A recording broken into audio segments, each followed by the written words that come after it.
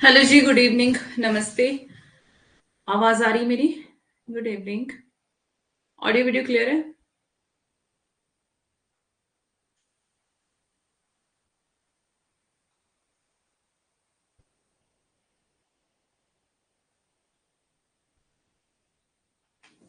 एक बार बताइए। क्लियर है, ओके।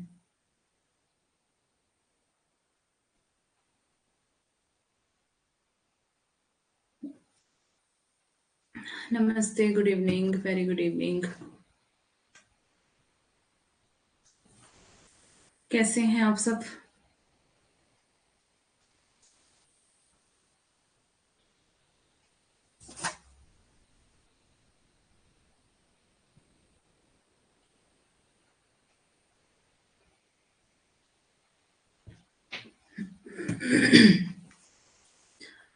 तो जी, आज हम पढ़ने वाले हैं निराला की राम की शक्ति पूजा। शुभ संध्या। निराला की राम की शक्ति पूजा और मीरा के पद दोनों इसमें ही हैं। मैं भी बढ़िया हूँ।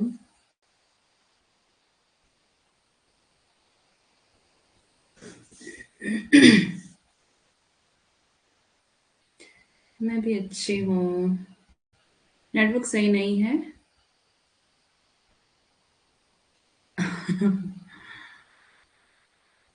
अच्छा, 6 बार नमस्ते भेज दिया, 7 बार। 7वीं बार पहुंचा है। बड़ा अन्याय हो रहा है आपके साथ, है ना?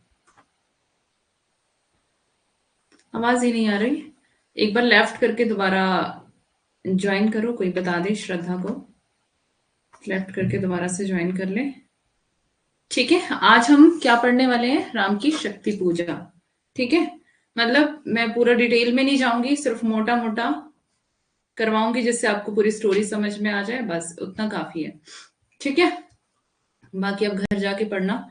और पीडीएफ आपको दे दूंगी मैं। इसके साथ मीरा के पद हैं। और अगर टाइम रहा तो फिर हम अज्ञे पे जाएंगे, अज्ञे की असाध्य वीणा हम पढ़ेंगे। ठीक है।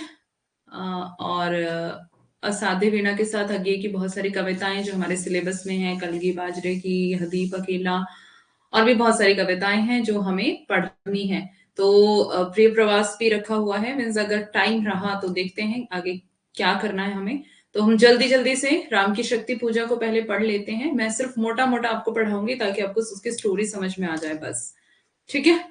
मतलब जितना आपके काम का होगा। बाकी खुद भी आपको एफर्ट्स लगाने, खुद भी आपको पढ़ना है।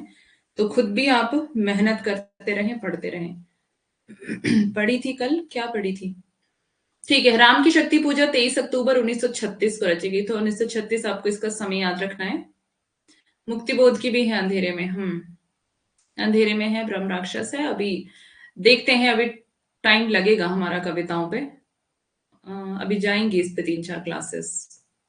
ज्यादा भी जा सकती हैं, देखते हैं जैसे भी होगा। ठीक है। तो अनुमान है कि 26 अक्टूबर 1936 को भारत पत्र में ये प्रकाशित हुई थी। लेकिन आज भारत दैनिक सॉरी दैनिक पत्रिका थी, मीन्स रोज जो छपती है वो पत्रिका, इलाहाबाद से छपती थी ये। इलाहाबाद से निकलती थी। तो इसका वह अंक सुलभ नहीं है, इसलिए इस कविता के मूल निकटतम पाठ के लिए अनामिका के प्रथम संस्करण में वह जिस रूप में छपी थी उसी रूप पर निर्भर करना पड़ता है। तो आपको पता है अनामिका के प्रथम संस्करण में ये कविता वो है, प्रकाशित है। ठीक है। अनामिका भी है, जो अनामिका है वो भी निराला का ही एक काव्य संग्रह है। अनामिका के 2 भाग हैं, अनामिका भाग 1, अनामिका का पहला संस्करण, और अनामिका का दूसरा संस्करण। तो पहले संस्करण में ये राम की शक्ति पूजा छपी है। अनामिका में छपे इस कविता के उस रूप को देखने से पता चलता है कि सरोज स्मृति की तरह यह कविता भी अनुच्छेदों में विभाजित थी, लेकिन परवर्ती संस्करणों में, परवर्ती मतलब बाद के संस्करणों में उस विभाजन को समाप्त कर दिया गया। लंबे अंतराल के बाद इस कविता को महत्व देकर फिर से निराला रचनावली में स्थान दिया गया।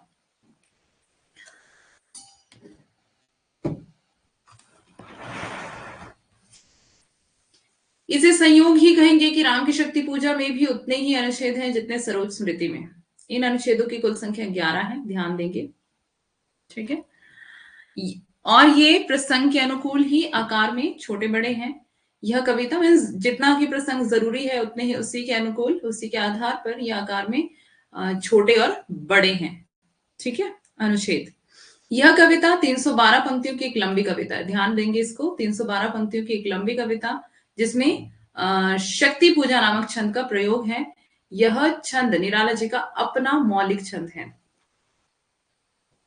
यह कविता चूंकि एक कथात्मक कविता है, इसलिए संश्लिष्ट होने के बावजूद भी इसकी रचना संरचनात्मक अपेक्षाकृत सरल है। इस कविता का कथानक प्राचीन काल से सर्वविख्यात राम कथा के एक अंश से है, किंतु कृतिवास और राम की शक्ति पूजा में पर्याप्त भेद है। पहला तो यह कि एक और जहां कृतिवास में कथा पौराणिकता से युक्त होकर अर्थ की भूमि पर सपाटता रखती है, वहीं दूसरी ओर राम की शक्ति पूजा नामक कविता में कथा आधुनिकता से युक्त होकर अर्थ की कई भूमियों को स्पर्श करती है। इसके साथ साथ कवि निराला ने इसमें युगीन चेतना व आत्मसंघर्ष का मनोवैज्ञानिक धरातल पर बड़ा ही प्रभावशाली चित्र प्रस्तुत किया है।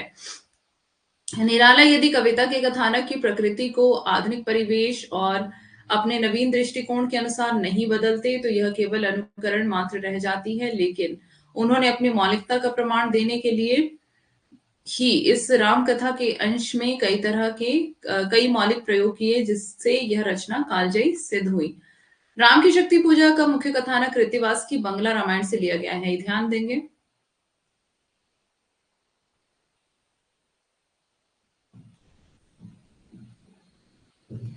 शक्ति पूजा में शक्ति संधान की संरचनात्मक व्याख्या है और इसका मूल सूत्र जामवान या फिर जामवंत के परामर्श में है। ठीक है। इसका मूल सूत्र किसमें है? जामवंत के परामर्श में है। यानी कि जामवंत क्या करते हैं? एक सुझाव देते हैं राम को, है ना। वो हम अभी आगे पढ़ेंगे, पहले इसका वो देख लेते हैं थोड़ा आगे। और हिंदी के शक्ति काव्य का प्रतिमान है। रचना प्रक्रिया और भावबोध के स्तर पर प्रस्तुत कविता आचार्य शुक्ल द्वारा प्रतिपादित लोक मंगल की साधना की कृति है। इस कविता में एक और यथार्थ से जूझते हुए मानव का अंतर्द्वंद है, तो दूसरी ओर एक सांस्कृतिक सामाजिक प्रक्रिया है। एक पौराणिक प्रसंग के माध्यम से यह कविता अपने युग को उजागर करती है। अपने प्रतीकार्थ में शक्ति पूजा नैतिक शक्ति की सिद्धि का काव्य है। इस कविता का प्राचीन काल पराधीन भारत का वह गांधीवादी युग था जिसमें अंग्रेजी शासन के विरुद्ध, तो क्या बता रही हैं? पराधीन भारत मतलब जो पराधीन मतलब दूसरों के अधीन, है ना। Good evening. तो मतलब जो भारत है वो गुलाम है और अंग्रेज शासन के विरुद्ध नैतिक शक्ति का संबल लेकर भारतीय जनता अहिंसात्मक संघर्ष कर रही थी। निराला के सामने यह समस्या थी कि राम रावण का युद्ध वर्णन करना है और उसके समानांतर राम के भीतर चल रही लड़ाई का वर्णन करना है। भीतर की लड़ाई यह है कि युद्ध लड़ा जाए या ना लड़ा जाए, है ना। तो राम के भीतर एक क्या चल रहा है? द्वंद चल रहा है कि लड़ाई लड़नी चाहिए, नहीं लड़नी चाहिए, मैं जीतूंगा या नहीं जीतूंगा, है ना। तो अभी इसको हम आगे पढ़ेंगे। यदि लड़ा जाए तो कैसे, लड़ने का साधन क्या हो, जीतेंगे इसमें भी संशय था, है ना।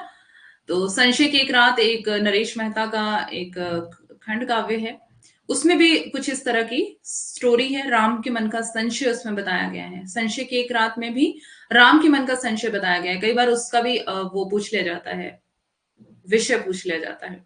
संकल्प की लड़ाई राम के भीतर चल रही है। राम द्वंद्वातीत राम ना होकर द्वंद में फंसे राम है। राम का द्वंद राम रावण के द्वंद से महत्वपूर्ण हो गया है। Good evening. निराला के राम आधुनिक मानव हैं जो न्याय के पक्षधर होते हुए भी टूटते हैं, है ना। कौन है निराला के राम? आधुनिक मानव जो न्याय के पक्ष में है, फिर भी क्या है, न्याय के पक्ष में भी व्यक्ति क्या होता है उसके साथ? टूटता है वो। यानी कि उसके ऊपर भी दुख मुसीबतें आती हैं जो न्याय के साथ भी खड़ा रहता है ना। तो संशय करते हैं, यहां तक कि अपनी नियति को कोसते हैं। कैसे कोसते हैं अपनी नियति को? धिक्कारते हैं अपने जीवन को, है ना। दिक जीवन जो पाता ही आया विरोध, दिक साधन जिसके लिए सदा ही किया शोध। ये महत्वपूर्ण पंक्तियां हैं इस कविता की। निराला की सर्जनात्मक प्रतिभा में ढलकर वाल्मीकि और तुलसी के राम आधुनिक स्वाधीनता संग्राम के संवेदनशील राम के रूप में मूर्तिमान हो उठे हैं। उनकी जानकी मात्र प्रिया नहीं, स्वाधीनता की देवी है जिसकी मुक्ति के लिए वे व्याकुल हैं। एक निर्बल देश को मतलब उनकी जानकी यानी कि सीता, ठीक है, मतलब जो सीता थी वो आपको पता है रावण सीता को उठा करके ले गया था। तो उसी पे ये स्टोरी है। एक निर्बल देश को सबसे अधिक ताकत की आवश्यकता थी और शक्ति अर्जित करने की आवश्यकता थी, है ना। शक्ति अर्जित करना, इनकी शक्ति को पाना, इकट्ठा करना, तो कैसे होगा। दरअसल शक्ति की उपासना उपासना मात्र ना रह सकी, अंदर की शक्ति को जागृत करने की आवश्यकता रह गई है। निराला के मन में शक्ति की अवधारणा थी, शक्ति की कल्पना मुक्त होने और कराने के लिए की जा रही थी। निराला मानव मुक्ति की कविता लिख रहे थे। जामवान के परामर्श जामवान के परामर्श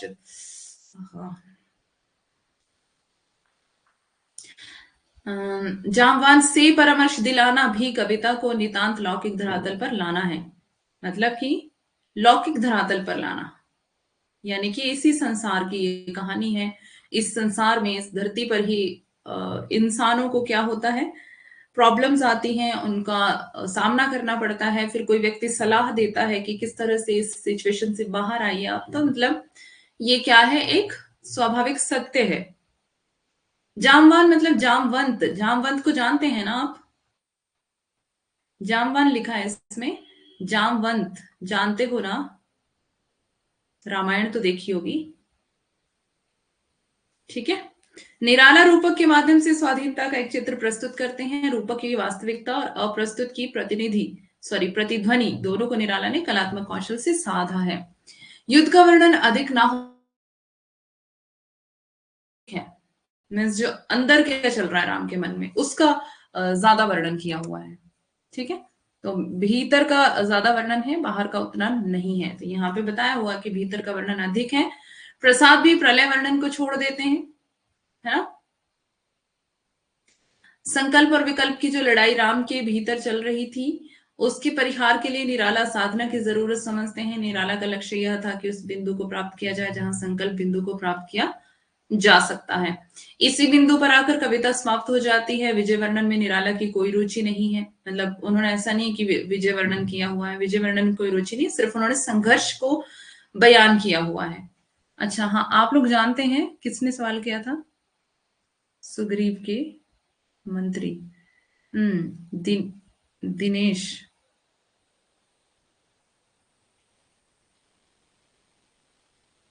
दिनेश दिनेश हाँ, उस संघर्ष को उभार कर रखना उनका उद्देश्य था, जो उस समय भारतीय मानस की लड़ाई थी। लड़ाई कैसे लड़ी जाए, उस समय भारतीय जनमानस की मूल समस्या थी। निराला दरअसल विजय का स्वाद जानते ही नहीं थे। इनका सारा का सारा काव्य संघर्ष का काव्य। कैसा काव्य है निराला का? संघर्ष का काव्य, क्योंकि इन्होंने अपनी जिंदगी में बहुत सारे संघर्ष जो है वो झेले हैं। मीन्स बहुत सारे संघर्ष इनकी लाइफ में है। मैंने आपको कल भी बताया था कि हर तरफ से इनकी लाइफ में दुख था। हमने सरोज स्मृति कल पढ़ा था। इनकी पत्नी की मृत्यु हो जाती है, फिर इनके माँ बाप भी इन्हें छोड़कर चले जाते हैं, इनकी बेटी की भी मृत्यु हो जाती है, और जो कवि समाज है, कवि की समाज की तरफ से भी इनको बहुत सारे दुख झेलने को मिलते हैं। तो मतलब इनका संघर्ष ही का जीवन था। तो इनका सारा काव्य भी संघर्ष का काव्य है। प्रेरणा के रूप में तुलसीदास सर्वत्र विराजमान है। कविता विलक्षण ढंग से ठेठ हिंदी कविता है। छोटी छोटी पंक्तियों में स्पंदन होने वाली कविता है। छंदों में रची गई है। शायद यह चेतना रही हो कि परंपरा में सभी काव्य छंद में है। आप देखते हैं यहां से हम राम की शक्ति पूजा निराला, इसका पहला पेज, ठीक है। मैं बस आपको थोड़ा थोड़ा ऊपर ऊपर से पढ़ाऊंगी, और कुछ मैं आपको बहुत ज्यादा डीपली नहीं लेकर के जाऊंगी, ठीक है। आपको बस समझ में आ जाए उतना काफी है। क्या हुआ, रवि हुआ अस्त, ज्योति के पत्र पर लिखा अमर। ये बहुत बहुत इंपॉर्टेंट पंक्ति है राम की शक्ति पूजा से, ठीक है। कई बार ये ऐसी पंक्ति पूछ ली जाती है। रह गया राम रावण का अपराजय समर। समर मतलब युद्ध। आज का तीक्ष्ण शर विधृत क्षिप्र कर वेग प्रखर शतशेल संवन वरणशील नील नभ गर्जित स्वर प्रतिपल परिवर्तित व्यू। प्रतिपल परिवर्तित व्यू, क्या हो रहा है। अब थोड़ा समय पहले इसको पढ़ ही लेती हूँ पूरा। भेद कौशल समूह राक्षस विरुद्ध प्रत्यु क्रुद्ध कपि विषम हो विच्छुरित वाहनी राजीव नयन हत लक्ष्य बाण।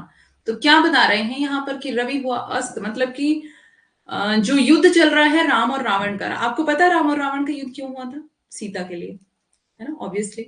क्योंकि रावण जो है सीता को उठा करके ले गया था। आपने सबने रामायण देखी है, रामचरितमानस आपने पढ़ी है, आपको पता है सब कुछ, है ना? मतलब रामायण आपने टीवी में देखी है, सब कुछ आपको पता है। बस मैं आपको थोड़ा थोड़ा इसकी वो बताऊंगी, मीन्स निराला ने क्या वर्णन किया है, ठीक है? तो क्या होता है कि पूरा दिन जो है सुबह से शाम तक युद्ध करते करते राम और रावण का युद्ध होते होते शाम हो जाती है। रवि हुआ अस्त, मतलब कि सूर्य भी अब अस्त हो चुका है। ज्योति के पत्र पर लिखा अमर रह गया, है ना? राम रावण का अपराजय समर। अब राम और रावण का जो युद्ध था वो अभी बाकी है, फिर भी आज का। नमस्ते। अब क्या बता रहे हैं यहाँ पर? प्रतिपल परिवर्तित व्यू। अब हर पल क्या हो रहा है, जो दृश्य है, व्यू मतलब दृश्य, जो दृश्य है वो क्या हो रहे हैं, हर पल परिवर्तित हो रहे हैं, चेंज हो रहे हैं दृश्य। तो आगे क्या हो रहा है, अब जल्दी से आगे देखते हैं। लोहित लोचन रावण मदन मोचन महियान, राघव लाघव रावण वारण, गत युग्म प्रहर, उद्धत लंकापति मर्दित, कपि दल बल विस्तर, अनिमेष राम विश्वजी दिव्य, शरभंग भाव विद्वान बद्ध कोदंड मुष्टि, खर रुधिर स्राव, रावण प्रहार दुर्वार विकल वानर, दल बल मूर्छित सुग्रीवांगद, भीषण गवाक्ष गए नल। ठीक है, अब यहाँ पे मैं बस आपको थोड़ा थोड़ा मोटा मोटा बताऊंगी, क्योंकि अगर मैं इसको पढ़ूंगी तो ये बहुत बहुत ज्यादा टाइम लग जाएगा हमारा, है ना?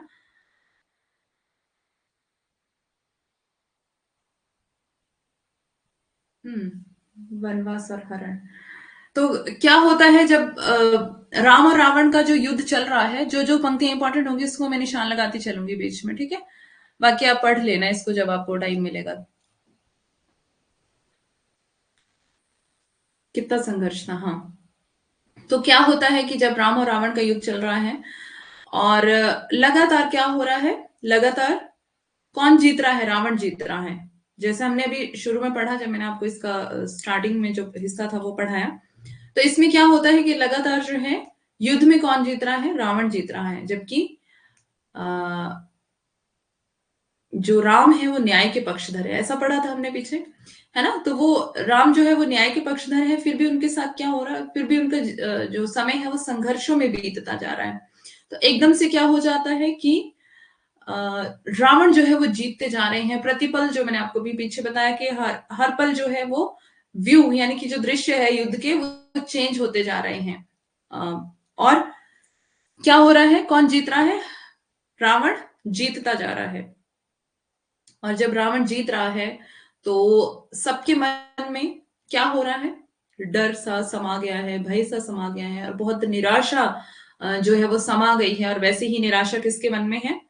वही निराशा राम के मन में है बहुत ज्यादा, कि अब मैं क्या करूं, मीन्स मैं युद्ध भी कर रहा हूं लेकिन मैं जीत नहीं रहा हूं। तो मतलब वो निराश हो चुके हैं बहुत ज्यादा, और उनके साथ जितने भी लोग थे वो भी निराश हो रहे हैं, उनकी सेना, सब कुछ निराश, सब लोग जो है वो निराश हो रहे हैं। किस लिए? क्योंकि वो हार रहे हैं, जबकि वो न्याय के पक्षधर हैं फिर भी। और जो अन्यायी रावण है वो क्या हो रहा है, वो लगातार जीत रहा है।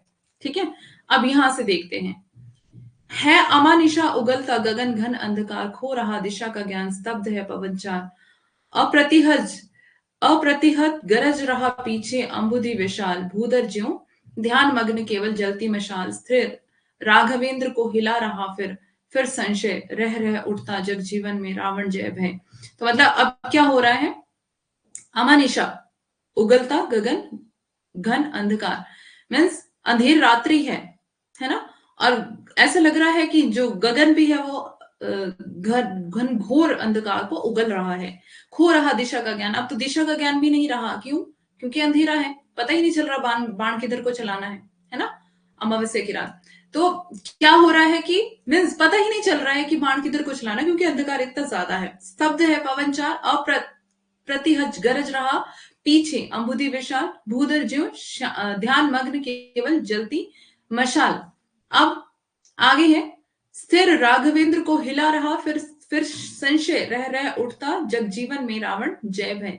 अब क्या हो रहा है कि कौन सा संशय उठ रहा है मन में? जैसा हमने पीछे अभी देखा था कि संशय उठ रहा है राम के मन में कि क्या करूं मैं, मतलब अब मैं ये युद्ध मुझे लड़ना चाहिए आगे या नहीं लड़ना चाहिए, हार मान लेनी चाहिए, या फिर मैं अगर मैं इस युद्ध को लड़ूं तो फिर कैसे लड़ूं, मीन्स कौन सी योजना बनाऊं, क्या करूं मैं कि इस युद्ध को मुझे आगे मैं लड़ूं और फिर इस युद्ध को मैं जीतूं।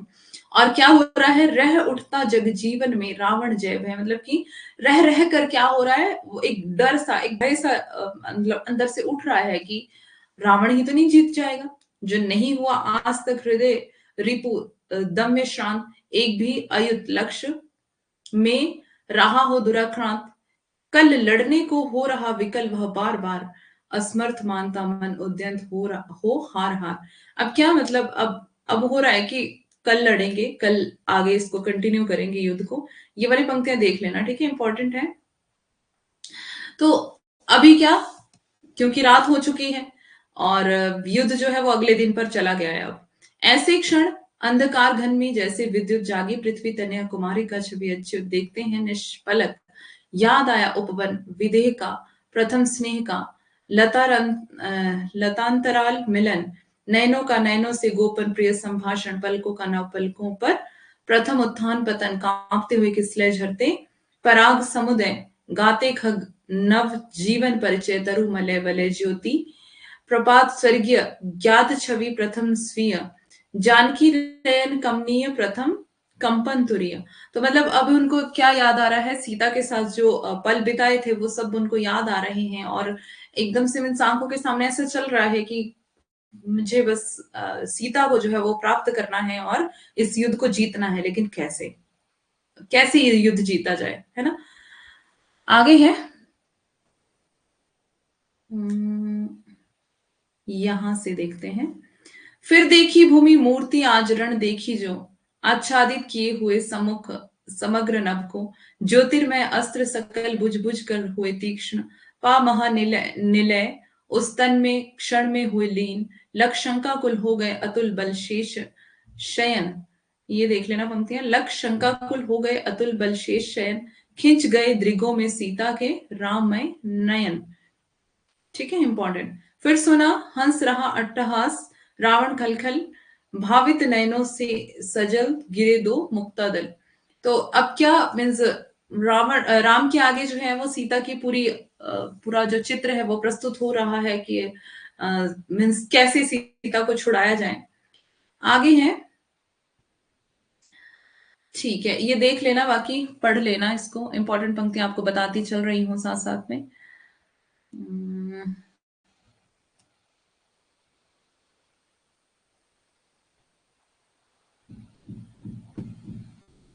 अब यहाँ पे क्या होता है, उनको पता चलता है कि जो शक्ति है ना, शक्ति मतलब दुर्गा,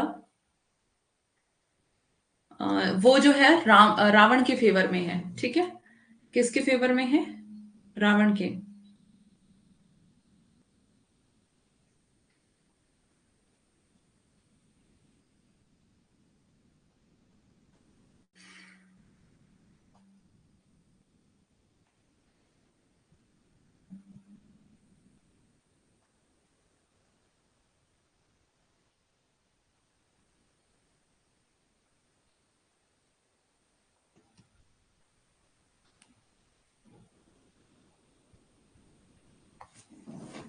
थोड़ा थोड़ा से इधर से देख लेते हैं। कितना श्रम हुआ व्यर्थ आया जब मिलन समय, तुम खींच रहे हो हस्त जानकी से निर्दय, रावण रावण लंपट कलमिश गताचार, जिसने हित करते किया मुझे पाद प्रहार, बैठा उपवन में देखा दुख सीता को फिर, कहता रण की जय कथा पारिषद दल से घिर। हम्म। सुनता वसंत में उपवन में कल कूजित पिक मैं बना, किंतु लंकापति धिक रावण धिक राघव धिक धिक। तो अभी वही मतलब सीता की बार बार याद आ रही है कि किस तरह से उसको छुड़ाना है, मीन्स राम के मन में तो बहुत ज्यादा संशय उमड़ रहा, मतलब भरा हुआ है, और बहुत ज्यादा निराशा छाई हुई है कि अब किस तरह से, अब क्योंकि राम को पता चल जाता है कि जो शक्ति है वो किसके फेवर में है, रावण के फेवर में है, और जो शक्ति है वो रावण रावण का साथ दे रही है, जबकि वो क्या है, अन्यायी है वो, है ना। यहां से देखते हैं, यह नहीं रहा नरवानर का राक्षस से रण, उतरी पा महाशक्ति रावण से आमंत्रण। अब क्या मतलब, महाशक्ति जो है वो कहां पर है, रावण के साथ है। अन्याय जिधर है उधर शक्ति, यहाँ पे पता चलता है राम को कि यहाँ पे वो कहते हैं कि अन्याय जिधर है उधर शक्ति, मतलब शक्ति भी वही है जहां अन्याय है। इंपॉर्टेंट बनते हैं, ठीक है। तो पावर भी किधर है, अन्याय के साथ है। अन्यायी कौन है, रावण। कहते छल छल हो गए नयन, कुछ बूंद पुनः ढलके दृग्जल, रुक गया कंठ चमका। लक्ष्मण तेज प्रचंड धस गया, धरा में कपि गए गह युगपत।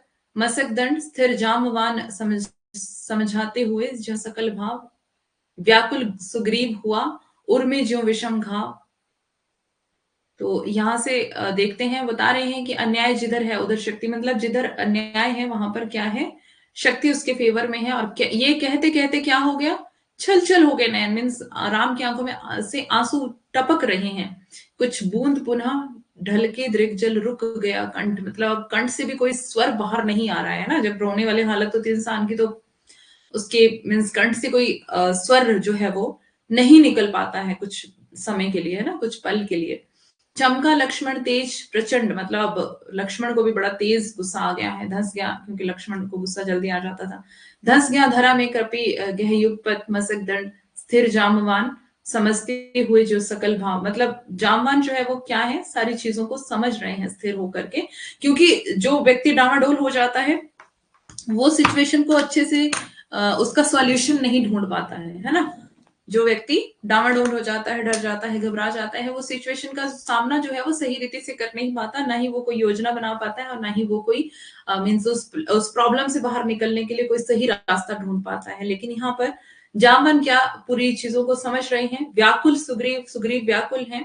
हुआ उर्मी ज्यों विषम घाव, मतलब कि सुग्रीव के हृदय में ऐसा लग रहा है कि जैसे कोई घाव हो गया है। निश्चित सा करते हुए विभीषण कार्यक्रम मौन में रहा, यूं स्पंदित वातावरण विषम। भ्रष्टाचार की ही ज्यादा बोलबाला है। निज सहज रूप में संयत हो जानकी प्राण बोले, आया न समझ में यह दैवी विधान, मतलब कि देवी का दैवीय विधान जो है वो, देवताओं का भी विधान हमें समझ नहीं आया कि वह न्याय के साथ क्यों खड़े हैं, है ना। रावण अधर्म रत भी अपना, मैं हुआ अपर यह रहा, शक्ति का खेल समर शंकर शंकर, कर्ता में योजित बार बार शर निकर निशित, हो सकती जिनमें यह संस्कृति संपूर्ण विजित, जो तेज पुंज सृष्टि की रक्षा का विचार है, जिसमें निहित पतन घातक संस्कृति अपार, शत शुद्धि बोध सूक्ष्म अति सूक्ष्म मन का विवेक जिनमें है, क्षात्र धर्म का धृत पूर्णाभिषेक जो हुए, प्रजापतियों से संयम से रक्षित, वे शर हो गए आज रण में श्रीहत खंडित, देखा है महाशक्ति रावण को लिए अंक लांछन को ले, जैसे शशांक नभ में अंशक। ठीक है, पढ़ लेना लेकिन ये कविता, ठीक है। फिर खींचा न धनु मुक्त जो बंधा है। बोले विश्वस्त कंठ से जामवान, रघुवर विचलित होने का नहीं मैं देखता कारण। क्या बोले, जामवान क्या बोले, यानी कि जामवंत ने क्या बोला कि रघुवर राम को, कि विचलित होने का नहीं देखता मैं कारण, में विचलित होने का कोई कारण नहीं मुझे दिखाई दे रहा है। आज के दिनों में राम और रावण के साथ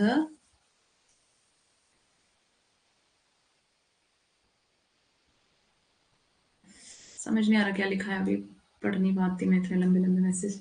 हे, अगर मैसेज पढ़ने लगी तो फिर मेरा इधर छूट जाएगा, है ना। तो इधर ध्यान दें। हे पुरुष सिंह तुम भी यह शक्ति करो धारण, आराधन करो दृढ़ आराधन से दो उत्तर। अब क्या बोल रहे हैं जामवान, जामवंत क्या बोल रहे हैं कि मुझे विचलित होने का कोई कारण दिखाई नहीं दे रहा, तुम भी क्या करो, शक्ति को धारण करो।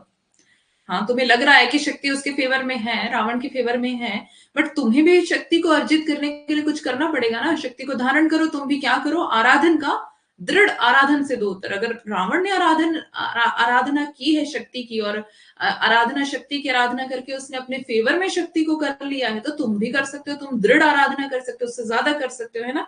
जैसे कि आप क्या करते हो, आप पढ़ते हो, अब बहुत से बच्चे हैं जो आगे निकल जाते हैं, है ना, बहुत से बच्चे हैं जो टॉप कर लेते हैं। तो अब आपको क्या करना है, जो टॉप कर रहे हैं उनसे भी आगे आपको निकलना है। तो कैसे निकलोगे आगे, उनसे भी ज्यादा स्टडी आपको करनी पड़ेगी, है ना। तो मीन्स दृढ़ता से, एक दृढ़ निर्णय के साथ आपको उठना पड़ेगा, खड़े होना पड़ेगा, स्टेप लेना पड़ेगा, कंफर्ट जोन से बाहर निकल करके क्या करना पड़ेगा, करना पड़ेगा, युद्ध लड़ना पड़ेगा, है ना, जंग लड़नी पड़ेगी। तो जंग लड़ने के लिए क्या करना पड़ता है, सारे हथियारों को बांध करके चलना पड़ता है। तो बता रहे हैं कि आराधन का दृढ़ आराधन से दो उत्तर, अगर उसने आराधना की है तो तुम भी आराधना करो, लेकिन तुम दृढ़ आराधना करो और फिर उसका उत्तर दो। तुम वरो विजय संयत प्राणों से प्राणों पर, इंपॉर्टेंट है, ठीक है। रावण अशुद्ध होकर भी यदि कर सकता त्रस्त, तो निश्चय तुम हो सिद्ध करोगे उसे ध्वस्त। तो मतलब अगर रावण जो है अशुद्ध होकर के भी, पापी होकर के, अन्यायी होकर के भी वो शक्ति को अपने फेवर में कर सकता है, तो तुम तो सिद्ध पुरुष हो, तुम भी तो हरा सकते हो उसको। शक्ति की करो मौलिक कल्पना, मोस्ट इंपोर्टेंट पंक्तियां हैं, ठीक है। शक्ति की करो मौलिक कल्पना, करो पूजन, छोड़ दो समझ जब तक ना सिद्धि हो। रघुनंदन क्या कह रहे हैं, शक्ति की मौलिक कल्पना करो, मीन्स तुम भी क्या करो, शक्ति की पूजा करो, अर्चना करो, आराधना करो दृढ़ता से। और क्या करो, छोड़ दो समर, ये युद्ध का जो मैदान है उसको छोड़ दो। अब क्या करो, तुम सिद्धि करो ताकि तुम्हें विजय मिले। जब तक ना सिद्धि हो रघुनंदन, मतलब कि जब तक तुम्हें जो है शक्ति प्राप्त ना हो, तब तक तुम क्या करो, सब कुछ छोड़ छाड़ दो और पूजा अर्चना करने बैठ जाओ, ताकि शक्ति जो है तुम्हारे फेवर में आ जाए। तब तक लक्ष्मण है महावाहिनी के नायक, मध्य भाग में अंगद, दक्षिण श्वेत सहायक। मतलब जब तक आप सिद्धि करने बैठे हो तब तक लक्ष्मण सारी चीजों को से निपट लेंगे, अंगद है। और आगे लिखा है, मैं भल सैन्य है, वाम पार्श्व में हनुमान। मतलब मैं भी हूं, सेना भी है, और कौन है, हनुमान भी है, नल नील और छोटे कपिगण उनके प्रधान भी हैं, सुग्रीव विभीषण अन्य यथुपति यथा समय आएंगे रक्षा हेतु। जहां भी होगा भाई, मतलब जहां भी लगेगा हम तुम्हारी मदद करेंगे, लेकिन तुम क्या करो, तुम शक्ति की मौलिक कल्पना करो, है ना।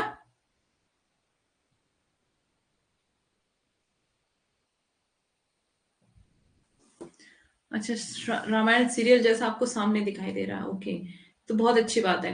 मीन्स ऐसा होना चाहिए कि पिक्चर आपके सामने चले तो आपको ज्यादा अच्छे से समझ आ जाए, है ना। इतना डूब जाओ पढ़ने में कि आपके सामने पिक्चर चले। उत्तम निश्चय यह भल्लनाथ, कह दिया वृद्ध को मान, राम ने झुका माथ। हो गए ध्यान में लीन, पुनः करते विचार, देखते सकल तन पुलकित होता बार बार। कुछ समय अनंतर इंदिवर निंदित लोचन खुल गए, रहा निष्पलक भाव से, भाव में मज्जित मन, बोले आवेग रहित स्वर में, विश्वास स्थित मातः दष्टभुजा विश्व ज्योति, मैं हूं आश्रित हो विद शक्ति से है खल महिषासुर मर्दित। जन रंजन चरण कमल तल, धन्य सिंह गर्जित, यह मेरा प्रतीक मातः समझा इंगित, मैं सिंह इसी भाव से करूंगा अभिनंदित। अब आगे क्या हो रहा है, कुछ समय तक स्तब्ध हो रहे राम छवि में निमग्न, फिर खोले पलक कमल, ज्योतिर्दल ध्यान लग्न है, देख रहे मंत्री सेनापति वीरासन बैठे, उमड़ते हुए राघव का स्मित आनंद, बोले भावस्त चंद्रमुख निंदित, रामचंद्र प्राणों में पावस, कंपन भर स्वर में मेघ मंत्र, देखो बंधुवर सामने स्थिर जो, वह भूधर शोभित शत हरे हरित गुल्म तृण से, श्यामल सुंदर पार्वती कल्पना है इसकी, मकरंद विदु गरजता चरण प्रांत पर, सिंह वह नहीं सिंधु। अब उन्होंने क्या कर लिया है, अर्चना, पूजा अर्चना शुरू कर दी, है ना। हम्म, मानव के मन का असुर मंद हो रहा, बोले प्रियतर स्वर में, ठीक है। यहाँ पे, यहां से चाहिए हमें 108 कपि इंदीवर, कम से कम अधिक और हो, अधिक और सुंदर। जाओ देवी द उषः काल होते सत्वर, तोड़ो लाओ वे कमल, लौट कर लड़ो समर। क्या कह रहे हैं कि अब क्या चाहिए उनको, ये सिद्धि करने के लिए क्या चाहिए, पूजा अर्चना करने के लिए क्या चाहिए, 108 इंदीवर यानी कि कमल, कमल के फूल चाहिए 108, है ना। मतलब सुंदर से सुंदर हो, बहुत सुंदर हो, ऐसे क्या चाहिए, 108 कमल के फूल। अवगत हो जामवान से पथ, दूरत्व स्थान प्रभु पद रज सिर धर चले हर्ष भर हनुमान। राघव ने विदा किया सबको जानकर समय, सब चले सदैव राम को सोचते हुए विजय। मतलब सब राम की विजय सोच रहे हैं और सब चल रहे हैं। निशी हुई विगत विगत नभ के ललाट पर प्रथम किरण फूटी, रघुनंदन के दृग महिमा ज्योति हिरण है नहीं। शरासन आज हस्त तुरीण तुणीर स्कंद, वह नहीं सोहता निबिड़ जटा दृढ़ मुकुट बंद। सुन पड़ता सिंहासन रण कोलाहल अपार, उमड़ता नहीं मन स्तब्ध सुधी है ध्यान धार। आप सब कल्पना कर रहे हैं रावण की विजय की, है ना। आगे है, यहां से देख लेते हैं थोड़ा सा। कर जप पूरा कर एक चढ़ाते इंदिवर। मतलब एक एक जप करते थे वो, एक मंत्र जाप करते थे, उसके बाद क्या करते थे, एक इंदिवर एक कमल चढ़ाते थे। निज पुरश पुरश चरण इस भांति रहे हैं पूरा कर। मीन्स क्या कर रहे हैं वो, इस भांति से अपनी पूजा अर्चना साधना को पूर्ण कर रहे हैं। चढ़ षष्ठ दिवस, अब छठा दिन चढ़ गया है। आज्ञा पर हुआ समाहित मन, प्रति जप में खिंच खिंच होने लगा महाकर्षण। संचित त्रिकुटी पर ध्यान, द्विदल देवी पद पर जबकि स्वर लगा कांपने थर थर अंबर। 2 दिन निस्पंद एक आसन पर रहे राम, अर्पित करते इंदिवर जपते हुए नाम। मतलब क्या बता रहे हैं कि 2 दिन तक वो आसन पे ही रहे, क्या, इंदिवर को अर्पित करते हुए और नाम को जपते हुए। इंदिवर मतलब कमल को अर्पित करते हुए। 8वां दिवस मन ध्यान युक्त चढ़ता ऊपर कर गया अतिक्रम ब्रह्मा हरिशंकर का स्तर। मतलब जैसे ही 8वां दिन आया तो क्या हो गई, उनकी पूजा अर्चना आराधना सब कहाँ पहुंच गई है, ब्रह्मा तक, विष्णु तक, महेश तक, सब तक पहुंच गई। हो गया विजित ब्रह्मांड पूर्ण, देवता स्तब्ध। मतलब सारे देवताओं को पता चल गया है कि राम क्या कर रहे हैं, आराधना कर रहे हैं, साधना कर रहे हैं। हो गए दग्ध जीवन के तप के समारब्ध। एक रह गया एक इंदिवर। क्या हो गया, एक कमल रह गया है, बाकी इन्होंने चढ़ा दिए सारे। मन देखता पार प्रायः करने हुआ दुर्ग जो सहस्रार।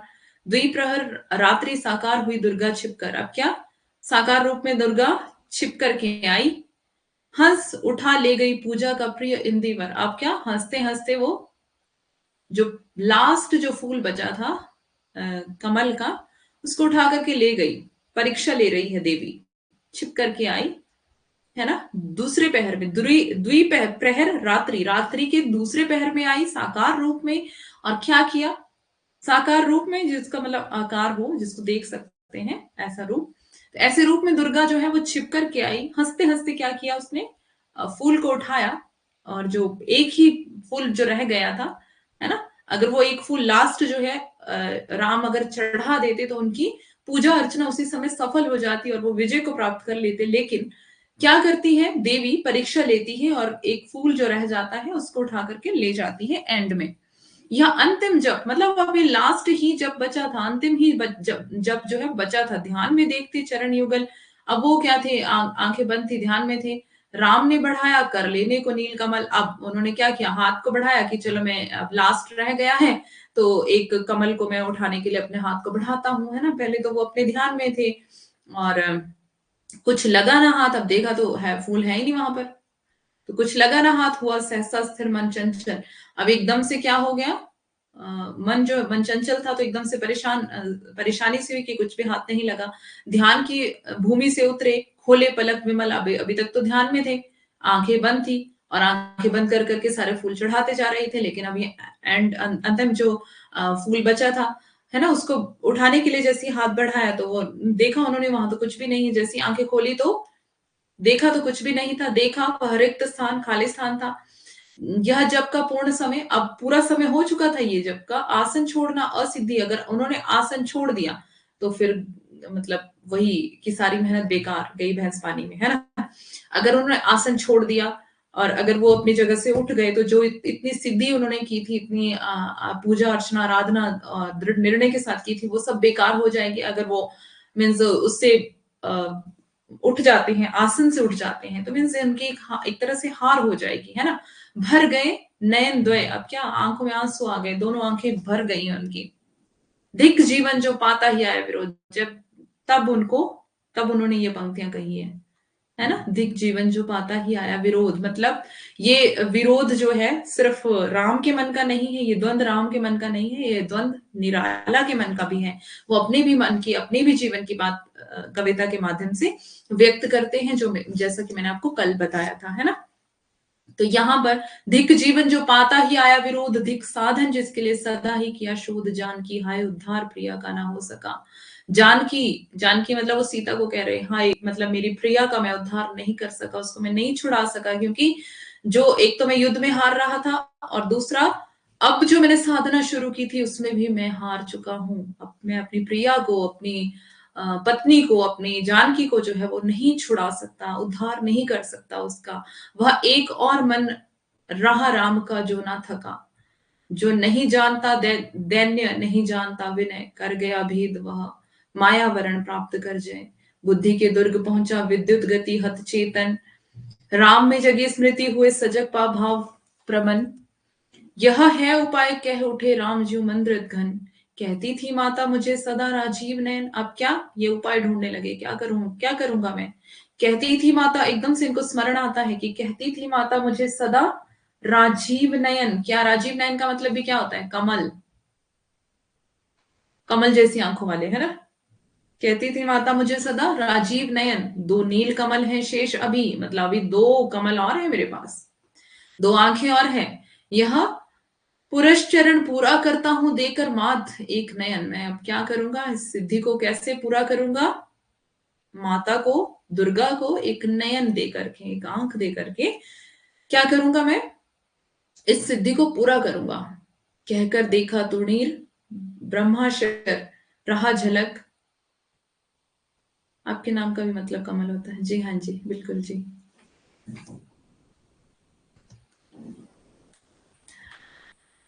ले लिया हस्त लक लक करता वह महाफलक, ले अस्त्र वाम पर दक्षिण कर दक्षिण लोचन, ले अर्पित करने को उद्यंत हो गए सुमन, जिस क्षण बंध गया पेधने को दृढ़ दृढ़ निश्चय। अब क्या है, इन्होंने क्या कर लिया, शस्त्र उठा लिया कि अपनी आंख को मैं क्या करूंगा, अपनी दक्षिण आंख को जो है मैं चढ़ा दूंगा। अभी देवी को शस्त्र लिया उसको काटने के लिए, लेकिन क्या होता है, एकदम से कांपा ब्रह्मांड हुआ देवी का त्वरित उदय, मतलब कि ब्रह्मांड पूरा कांप उठा और देवी वहां पर एकदम से उपस्थित हो गई। साधु साधु साधक धीर धर्म धन धन्य राम, कह लिया भगवती ने राघव का हस्त था। तो क्या कहती है देवी, ये देवी का कथन देवी देवी के माध्यम से कहलवाया है निराला ने राम की शक्ति पूजा में, ये ध्यान रखेंगे, ठीक है। देखा राम ने सामने श्री दुर्गा भास्वर, मतलब क्या कर लिया, साधु साधु कह करके, सज्जन सज्जन कह करके, साधक धीर, साधक मतलब साधना करने वाला, धीरज धरने वाला सज्जन पुरुष जो है, धर्म धन धन्य राम कह लिया भगवती ने राघव का हस्त थाम। तो मतलब दुर्गा ने क्या किया, राघव का यानी कि राम का हाथ थाम लिया। देखा राम ने सामने श्री दुर्गा भास्कर, वाम पद असुर स्कंद पर रहा दक्षिण हरि पर, ज्योतिर्मय रूप हस्त दश विविध अस्त्र सज्जित। तो मतलब उन्होंने, राम ने क्या देखा कि ज्योतिर्मय रूप दुर्गा का वहां पर खड़ा है और 10 हाथों वाली और विविध अस्त्र शस्त्रों से सुसज्जित है। मंद स्मित मुख, मतलब कि थोड़ा थोड़ा मुस्कुराती हुई, लख हुई विश्व की श्री लज्जित। मैं दक्षिण में लक्ष्मी है, दक्षिण में लक्ष्मी सरस्वती, वाम भाग श्री गणेश कार्तिक, बाएं रण रंग राग, मस्तक पर शंकर, पद पद पद्मों पर श्रद्धा भर श्री राघव हुए प्रणत, मंद स्वर वंदन कर होगी जय हे पुरुषोत्तम नवीन, कह महाशक्ति राम के वदन में हुई लीन। तो यहाँ पर क्या कहती हैं, शक्ति, शक्ति यानी कि दुर्गा से कहलवाया है ये कथन इन्होंने। तो क्या कहती हैं, होगी जय हे पुरुषोत्तम नवीन, मतलब तुम्हारी जय होगी, तुम ही विजयी होंगे हे पुरुषोत्तम, पुरुषोत्तम मतलब पुरुषों में उत्तम, कह महाशक्ति राम के वदन में हुई लीन। वो महाशक्ति राम के वदन में चली गई और राम क्या हो गए, पावरफुल हो गए, राइट। तो यहां पर हो गई जी हमारी कविता खत्म। कैसी लगी आपको कविता। निराला के मन का संघर्ष, निराला ने अपने मन के संघर्ष को कहां पर व्यक्त किया है, राम के मन के द्वंद को चित्रित किया है इन्होंने, है ना, अपने जीवन के संघर्ष को व्यक्त किया है। और इस तरह से यहाँ पर कविता की ये लास्ट पंक्तियां हैं, होगी जय हे पुरुषोत्तम नवीन, कह महाशक्ति राम के वदन में हुई लीन। ठीक है, चलते से चलते हैं मीराबाई के ऊपर। मीराबाई श्री कृष्ण आज की कविता बहुत अच्छा लगा, बहुत बढ़िया। ओके। मीराबाई कृष्ण भक्ति शाखा की प्रमुख कवित्री है। इनकी जन्म तिथि 1503 मानी जाती है। मीराबाई के जन्म स्थान के बारे में कई मतभेद हैं। कई लोग जोधपुर में स्थित चोकड़ी यानी कि कुड़की गांव को मीराबाई का जन्म स्थान मानते हैं। ये बचपन से ही कृष्ण भक्ति में रुचि लेने लगी थी। इनका विवाह उदयपुर के महाराणा कुंवर भोजराज के साथ हुआ था। विवाह के कुछ समय बाद ही इनके पति का देहांत हो गया। इनके पति के साथ सती करने का प्रयास किया गया। इनको पति के साथ सती करने का, क्योंकि उस समय सती प्रथा थी। बहुत अच्छी लगी कविता। सबसे लंबी कविता यही है। अभी नहीं है कभी। अज्ञेय की असाध्य वीणा बहुत लंबी है।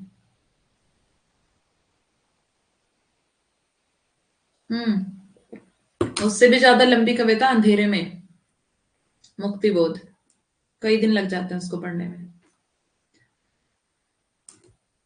पति के साथ सती करने का प्रयास किया गया, लेकिन मीरा इसके लिए तैयार नहीं हुई। उसने बोल दिया कि मैं क्यों सती हूं।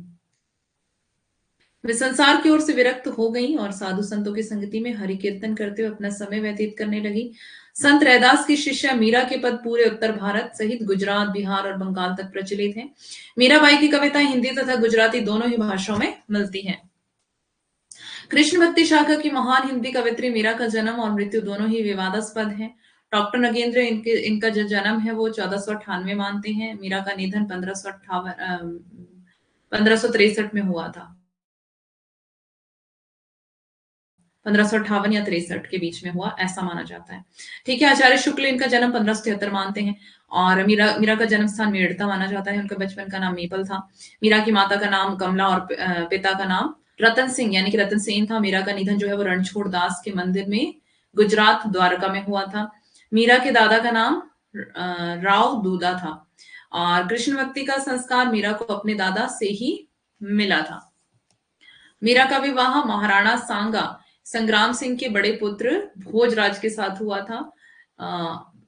मीन्स महाराणा थे वो, है ना। मीरा के गुरु जो थे वो रैदास थे और रविदास के गुरु जो थे वो रामानंद थे। और मीरा की दीक्षा गुरु जो थे वो चैतन्य संप्रदाय के जीव गोस्वामी थे। ठीक है। मीरा के गुरु रविदास थे, लेकिन दीक्षा गुरु इनके कौन थे जिनसे इन्होंने दीक्षा ली? वो कौन थे? जीव गोस्वामी, चैतन्य संप्रदाय के संस्थापक जीव गोस्वामी। ध्यान देंगे। मीरा के विषय में प्रसिद्ध विद्वानों के कथन। आचार्य शुक्ल क्या कहते हैं कि मीरा का समस्त काव्य आंसुओं से सना एवं विरह में भीगा है। ध्यान देंगे। डॉक्टर नगेंद्र क्या कह रहे हैं? मीराबाई का काव्य उनके हृदय से निकले सहज प्रेम उच्छ्वास का साकार रूप है। डॉक्टर नामवर सिंह कह रहे हैं कि मीरा का काव्य नारी की मुक्ति का आवाहन है। रामविलास शर्मा कह रहे हैं कि मीरा का काव्य स्त्री की पराधीनता का प्रत्याख्यान है, पुरुष प्रधान व्यवस्था के प्रति विद्रोह की इसमें घोषणा है। और नरोत्तम दास स्वामी इनके बारे में कह रहे हैं कि मीरा के काव्य रचना के लिए नहीं लिखा गया है, यह तो अपने आराध्य के प्रति उन्मुक्त अभिव्यक्ति एवं प्रेम की घोषणा है। ठीक है। नरोत्तम स्वामी ऐसा कह रहे हैं। मैनेजर पांडे क्या कह रहे हैं कि कबीर जैसी और सूर के सामने चुनौतियां भाव जगत की थी। मीरा के सामने भाव जगत से अधिक भौतिक जगत की चुनौतियां थी, है ना। मतलब पूरे पूरे संसार की चुनौतियां इनके सामने थी, क्योंकि लड़की थी, औरत थी। और औरतों के लिए, लेडीज के लिए ये निर्णय लेना कि शादी ना करना और फिर भक्ति करना बहुत ज्यादा मुश्किल हो जाता है ना। तो समाज जो है वो तरह तरह के सवाल उठाता है। तो इसी तरह से इसीलिए ये कह रहे हैं उनकी चुनौतियां तथा कठिनाइयां पारिवारिक और सामाजिक जीवन की थी। रोहिणी अग्रवाल क्या कह रही हैं कि मीरा के पदों को यदि आध्यात्मिकता के कुहासे से मुक्त कर दिया जाए तो वे जीवन के राग, उल्लास, उत्सव और ठाट बाट के साथ ऐन्द्रिकता के उद्याम का भी संस्पर्श करते हैं। घोर लौकिकता के बीच घोर श्रृंगारिक बाना है। डॉक्टर नगेंद्र क्या कह रहे हैं? मीरा की 11 पुस्तकें हैं जिसमें स्फुट पद यानी कि पदावली को प्रमाणिक माना है। स्फुट पद, राग मल्हार, गीत गोविंद का टीका, नरसिंह जी का मायरा, नरसिंह जी री हुंडी और नरसिंह जी रो मायरो। ठीक है। नरसिंह जी का मायरा इसको हिंदी में बोलते हैं। ध्यान देंगे। इनके राग सोरठा के पद, राग सौरभ के पद, रुक्मिणी रिमंगल, ये इनकी रचनाएं हैं, तो इनको ध्यान में रखना। मीरा की रचनाओं का संकलन मीरा पदावली के रूप में उपलब्ध है। मीरा के उपनाम सुमित्रा नंदन पंत इनको क्या कहते हैं? मरुस्थल की मंदाकिनी। सुमित्रा नंदन पंत क्या कहते हैं इनको? मरुस्थल की मंदाकिनी। माना जाता है कि अपने परिजनों के द्वारा परेशान करने पर मीरा ने तुलसीदास को एक पत्र लिखा था। तो जब नीलकमल वाला पॉइंट कब सबसे अच्छा लगा? अच्छा, मीरा का विवाह भी हुआ था, आज पता चला। हाँ, मीरा का विवाह हुआ था, पति की मृत्यु हो गई थी। सती होने के लिए कहा था कि आप अपने पति के साथ मर जाओ, चिता पे चढ़ जाओ, लेकिन ये मुकर गई कि मैं नहीं, सती नहीं होंगी मैं। तो पति की मृत्यु मतलब बहुत जल्दी हो गई थी, मीन्स शादी के बाद ये बहुत ज्यादा दिन अपने पति के साथ नहीं रह पाई हैं। पति की मृत्यु बहुत जल्दी हो गई थी। उसके बाद इन्होंने सोचा कि मैं अब भक्ति का भेष नहीं, मतलब भक्ति करूंगी मैं, और मेरे पति जो है वो कृष्ण है और मैं कृष्ण के लिए ही जीऊंगी। ठीक है। उन्होंने पत्र में लिखा, अब देखो इनके इनके घर वालों ने इनको बहुत परेशान किया था कि मंदिरों में नहीं जाके नाचना है, मीन्स ऐसा बोला जाता है औरतों को। तो ये नाचती थी, ये कृष्ण की मूर्ति के सामने नाचती रहती थी, मीन्स अपने में मगन रहती थी, ये भक्ति में मगन रहती थी, गाती थी, बजाती थी, नाचती थी बस। तो घर वालों ने कहा कि तू हमारी बेइज्जती करवा रही है, और मीन्स इनका क्योंकि खानदान बहुत बड़ा था, अमीर लोग थे, महाराजाओं का परिवार था, तो नेचुरल सी बात है। तो ये कह रहे थे कि मतलब उसको परेशान करते थे मीरा को, हालांकि उसको जहर भी एक बार दिया गया था, परिवार वालों ने जहर भी दे दिया था कि मर जाए, लेकिन वो मरी नहीं थी। तो ये जो सारा वर्णन है आपको शुक्ल वाली बुक में मिल जाएगा, मैं आपको ऐसे ही बता रही हूँ मोटा मोटा सा, ठीक है। तो शुक्ल वाली बुक में इसका पूरा डिटेल दिया हुआ है। यहाँ पर है, उन्होंने पत्र लिखा किसको, तुलसीदास को पत्र लिखा, क्योंकि उस समय तुलसीदास भी थे, और तुलसीदास जो थे वो मीन्स सीनियर थे इनके, तो इन्होंने तुलसीदास को पत्र लिखा कि मेरे घर वाले मुझे परेशान कर रहे हैं, मुझे क्या करना चाहिए। तो क्या लिखा है, स्वस्ति श्री तुलसी कुलभूषण दूषण हरण गुसाई, बारह ही बार प्रणाम करहूं अब करहूं शोक समुदाय। बोल रही है कि मैं क्या करती हूँ, बारह बारह बार तो मैं प्रणाम करती हूँ पहले आपको, फिर क्या करती हूँ, अपने शोक की बातें आपको कह करके सुनाती हूँ। घर के स्वजन हमारे जेते सबने उपाधि बढ़ाई, साधु सगर भजन करत माही देत कलेस महाई। मतलब कह रही हैं कि मेरे घर के जो लोग हैं वो मुझे बहुत ज्यादा परेशान कर रहे हैं, कि अगर मैं साधु के साथ भजन कीर्तन करती हूँ तो मुझे बहुत सा कलेश देते हैं। मेरे माता पिता के समूह हरिभक्तन सुखदाई, हमको कहाँ उचित करीबो सो लिखियो समझाई। तो मतलब कह रही हैं कि मीन्स हरि भक्ति के लिए जो है, हरि भक्ति जो है मुझे सुख देने वाली लगती है, लेकिन मेरे माँ बाप, मेरे घर वाले जो है मुझे बहुत ज्यादा परेशान कर रहे हैं। हमको कहाँ उचित करीबो है, मीन्स मुझे क्या करना उचित है वो बताइए मुझे, मुझसे वो लिख करके समझा दीजिए, मैं वही करूंगी। इस पत्र के उत्तर में तुलसीदास जी ने मीरा को विनय पत्रिका का एक पद लिख के भेजा। तो तुलसीदास ने विनय पत्रिका में वो पद पहले लिखा हुआ था, तो उन्होंने वहां से उठा करके एक पद जो है वो, हाँ जी, तो उन्होंने वो क्या किया, वो पत्र में लिख करके क्या कर दिया, भेज दिया मीरा को। क्या लिखा था उसमें, जाके प्रिय नाराम विदेही तजिए ताही कोटि बैरी सम जदपि परम सनेही, तज्य पिता प्रहलाद विभीषण बंधु भरत महतारी, बलि गुरु तज्यो कंत ब्रह्म बनि तनिही, भय मुद मंगलकारी, नाते नेह राम के मनियत सुहृद सुसेव्य जहां लो, अंजन कहाँ आंखी जही फूटे बहुत तक कहो कहाँ लो, तुलसी सो सब भांति परम हित सब पूज्य प्राण ते प्यारो, जासो होए सनेह राम पद ए तो मतो हमारो। तो मतलब क्या कह रहे हैं, जाके प्रिय न राम विदेही तजिए ताही कोटि समवैरी, मतलब कि जो राम से प्रेम नहीं करते वो क्या करते हैं, है ना, वो क्या करते हैं, वो सताते हैं, उन लोगों को सताते हैं जो भक्ति करते हैं। तो भक्ति करने वाले जो है वो सताए जाते हैं, उनके जो परम मित्र भी होते हैं वो भी उनके शत्रु बन जाते हैं, कोटि बैरी बन जाते हैं उनके, मीन्स बहुत बहुत लोग उनके बैरी हो जाते हैं। तो ये सब चलता रहता है। तो मेरी यही राय है कि तुम क्या करो, भगवान भक्ति में तुम लीन रहो, ठीक है। तो ये थोड़ी सी इनके बारे में थोड़ा सा डिटेल थी। अब देखते हैं हम मीरा पदावली, जो कि आपके सिलेबस में है, विश्वनाथ त्रिपाठी द्वारा ये संपादित है, और इसमें 20 पद 1 से 20 तक आपके सिलेबस में है। ये मैंने आपको यहाँ पर पूरे के पूरे रखे हुए हैं। जब तक समय है मैं आपको एक दो पद जो है पढ़ा देती हूँ, उसके बाद आपको ये खुद ही पढ़ लेना आगे, है ना।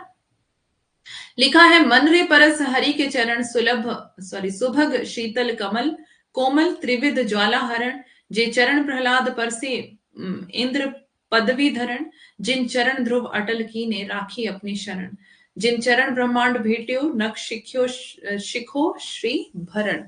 तो यहाँ पर पूरा है, जिन चरण प्रभु पारसी लीने तरी गौतम धरण, जिन चरण काली ही ने नाथ्यो गोप लीला करण, जिन चरण धार्यो गोवर्धन गर्भ मघवा हरण, दासी मीरा लाल गिरिधर अगम तारण तरण।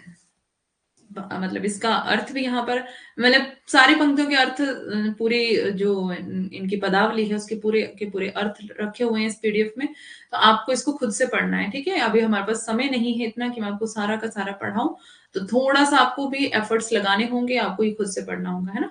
मीराबाई श्री कृष्ण के प्रति अपनी अनन्य भक्ति को प्रस्तुत करते हुए अपने मन को संबोधित करते हुए कहती है कि हे मेरे मन, तो श्री कृष्ण के चरणों का स्पर्श कर।